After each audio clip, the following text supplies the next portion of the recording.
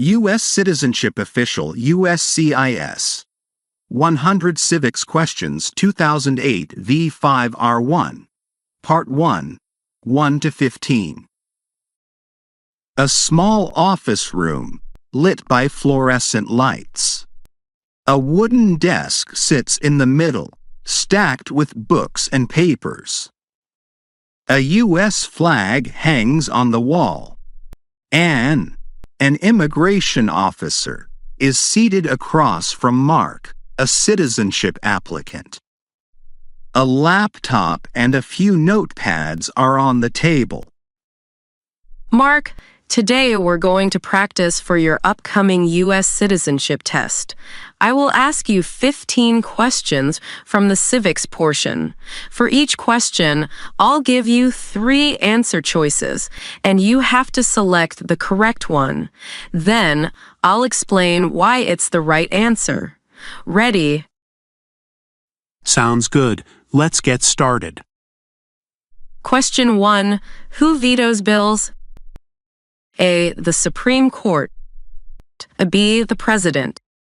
C. Congress. I'll go with B. The President. That's correct. The President has the power to veto bills passed by Congress. A veto means rejecting a proposed law, preventing it from becoming official unless Congress overrides the veto with a 2/3 majority vote in both the House and the Senate. Question 2. What is one promise you make when you become a United States citizen? A. Be loyal to the United States. B. Never leave the country. C. Vote in all elections. I'll go with A. Be loyal to the United States. Correct. When you take the oath of allegiance, you pledge to support and defend the U.S. Constitution and laws. This means you commit to being a responsible citizen and upholding the country's values. Question 3. Who was president during World War I? A. Woodrow Wilson. B. Franklin D. Roosevelt. C. Theodore Roosevelt. I'll go with A. Woodrow Wilson. Exactly.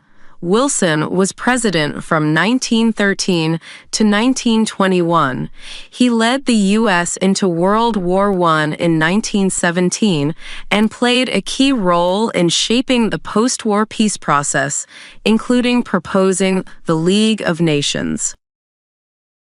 Question 4. What is the rule of law? A. The president is above the law. B. Everyone must follow the law. C. Only citizens have to obey the law. I'll go with B. Everyone must follow the law. That's right. The rule of law means that no one, not even government officials, is above the law. It ensures fairness, order, and justice in society. Question 5. What is the political party of the president now? A. Democratic. B. Republican. C. Independent. I'll go with B. Republican. Correct. The current president belongs to the Republican Party. The U.S. has 2 major political parties, the Democratic Party and the Republican Party. Question 6. What are the 2 major political parties in the United States? A. Democratic and Republican. B. Libertarian and Green. C. Federalist and Whig. I'll go with A. Democratic and Republican. Yes, these 2 parties dominate U.S. politics. While other parties exist, the Democratic and Republican parties have been the most influential for over a century. Question 7. What does the Constitution do? A. Sets up the government. B. Declares independence from Great Britain.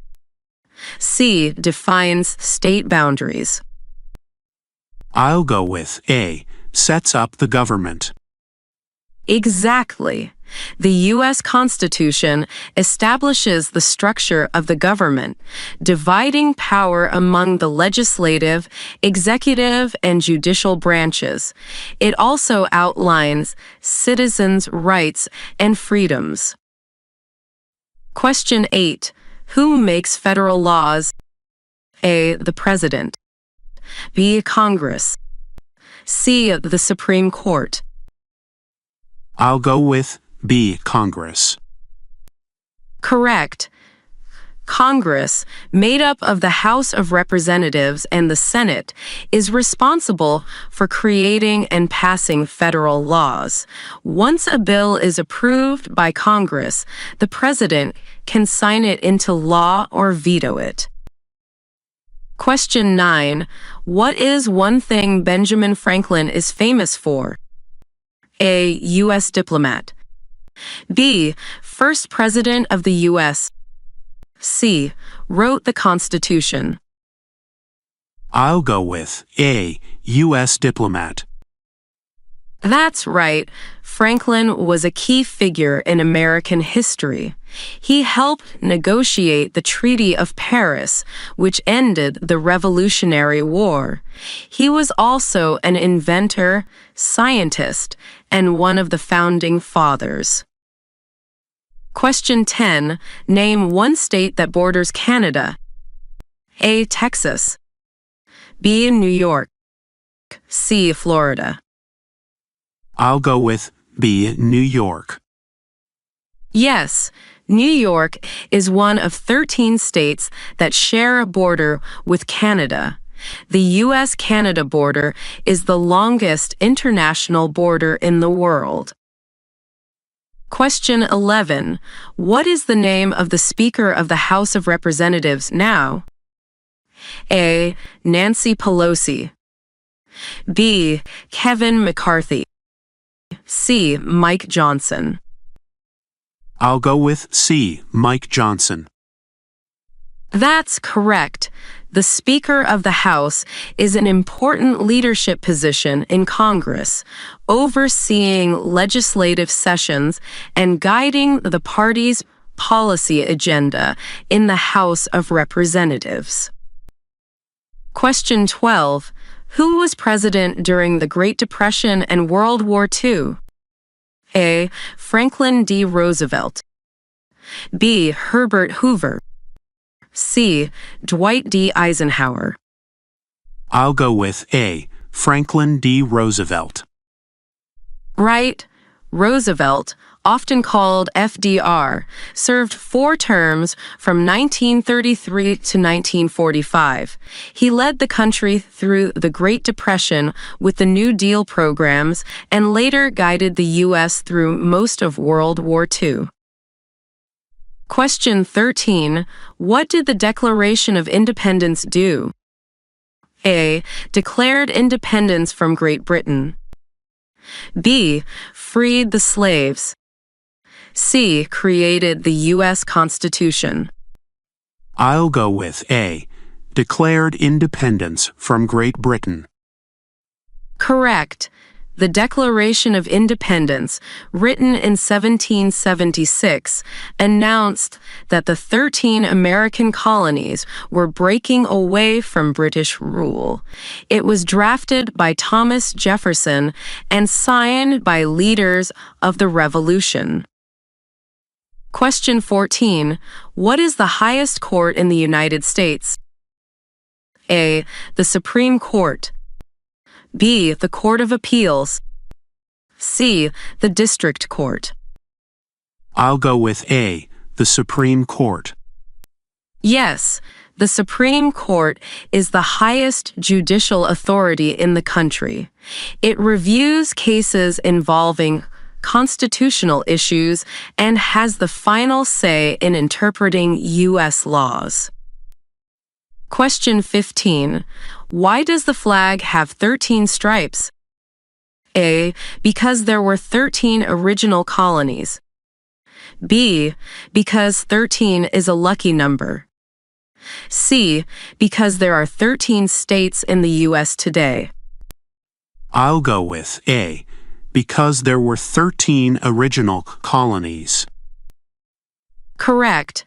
The 13 stripes on the American flag represent the original colonies that declared independence from Britain in 1776. The flag has changed over time, but the 13 stripes remain as a tribute to the nation's beginnings. You did great, Mark. You got all the answers right. Keep practicing, and you'll be well prepared for the test. Thanks, Anne. This really helps. Let's do more next time. Absolutely.